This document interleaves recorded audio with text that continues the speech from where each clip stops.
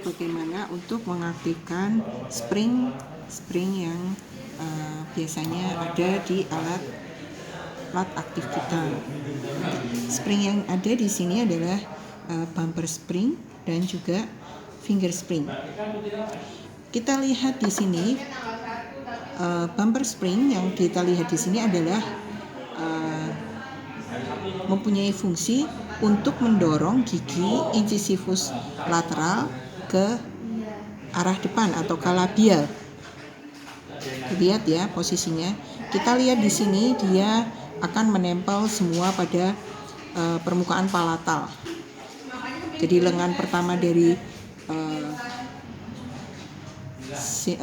bumpernya dia akan menempel di semua permukaan palatal gigi. Lalu kita bedakan yang di sini. Di sini adalah ini juga bumper spring, tapi kita lihat bahwa di sini digunakan untuk mengkoreksi gigi yang rotasi. Jadi yang kita dorong ke depan hanya pada bagian distalnya. Di sini cerita distal.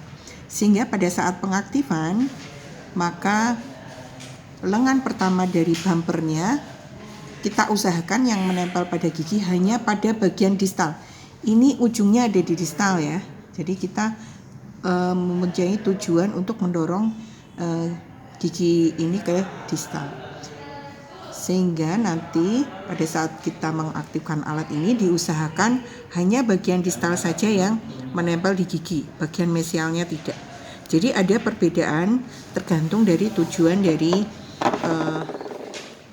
penggunaan bumper tersebut. Kemudian ada lagi namanya finger spring.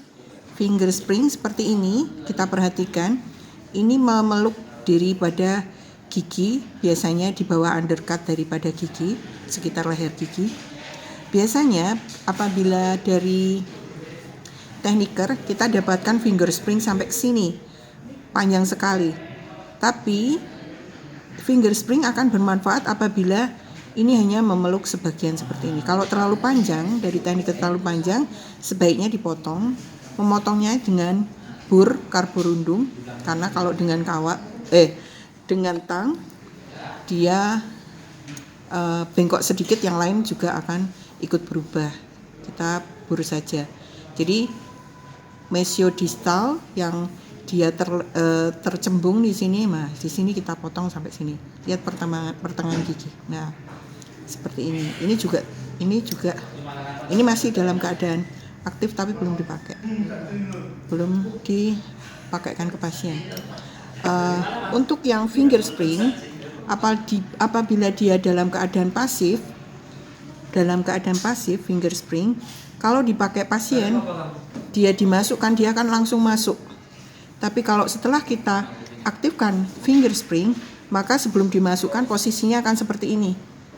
Dia akan bergerak di sepertiga, sehingga pasien dia harus menggeser ini pakai jari. Nah, jadi pakai jarinya sendiri, pasien ini akan menggerakkan ini seperti ini.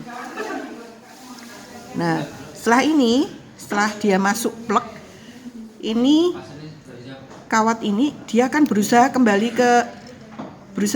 ke arah di awalnya. Jadi dia akan kembali ke sana, ya. Sehingga dia akan menggeser gigi. Kalau dipasang ke pasien dengan mudah, tanpa ada pastiannya, tanpa ada upaya apapun, maka berarti finger springnya tidak aktif, ya. Dia aktif kalau dia kok nggak bisa dipasang, karena dipasangnya pasiennya harus menurunkan alat ini seperti ini, plek sampai plek, baru dia aktif, karena dia akan berusaha kembali ke sana kawatnya. Di dalam finger spring ini biasanya ada loopnya atau helical, namanya loop ya, coil atau helical. Helical ini dilihat dulu, ini semua harus bebas dari platnya. Jadi dengan sonde nanti dilihat, dites setelah mendapat dari tekniker, dites apakah dia tertanam atau tidak. Nah, pada saat pengaktifan ini misalnya dia belum aktif di sana ya, pada saat pengaktifan dia diaktifkan ke sini, dia tidak akan balik ke sana. Nah, pada saat digerakkan ke sana dia akan tetap di sana, sehingga setelah dipasang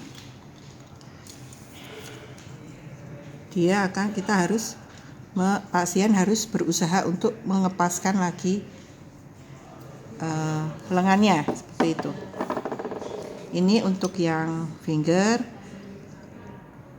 diperhatikan jangan sekali-kali merubah besar daripada coil, sehingga pada saat pengaktifan coil ini harus tetap ukurannya. Pada saat pengaktifan yang kita pegang adalah coilnya seperti ini. Tujuannya memegang ini adalah dipegang, kemudian kita menggerakkan dengan jari gini. Kelihatan?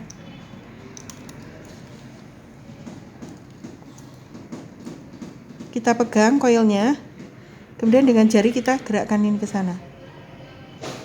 Jadi coil besarnya akan tetap, tapi lengan yang akan bergerak. Ya, coilnya dijaga supaya tetap.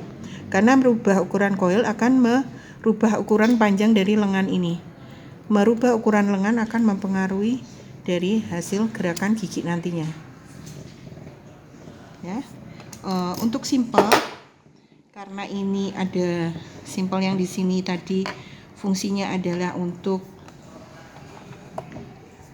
menggerakkan semua gigi ke labial, maka yang kita aktifkan adalah barnya ini. Mungkin ini masih ketutup barnya ya.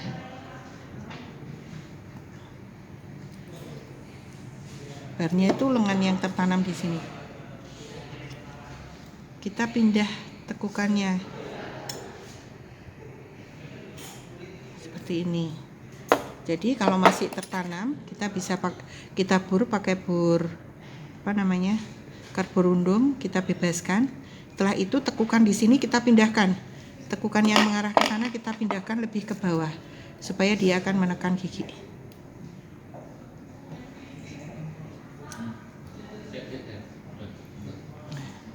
Ya, sehingga dia akan mendorong setelah ininya barnya semakin panjang, dia akan mendorong ke depan. Lalu untuk kawat yang fungsinya untuk koreksi labial art, kalau kita lihat seperti ini, maka kalau kita buka, biasanya kalau di klinis, yang kita lakukan adalah mengaktifkan lengan pertamanya. Namun kalau dilihat, kita buka sedikit saja, alat ini akan menjadi seperti ini, nggak bisa dimasukkan, jadi istilahnya mumbul gitu.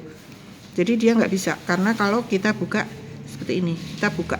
Padahal cara mengaktifkannya adalah membuka lengan pertama supaya yang menempel hanya di bagian distal saja. Karena itu kita lakukan dengan ini ditarik ke belakang.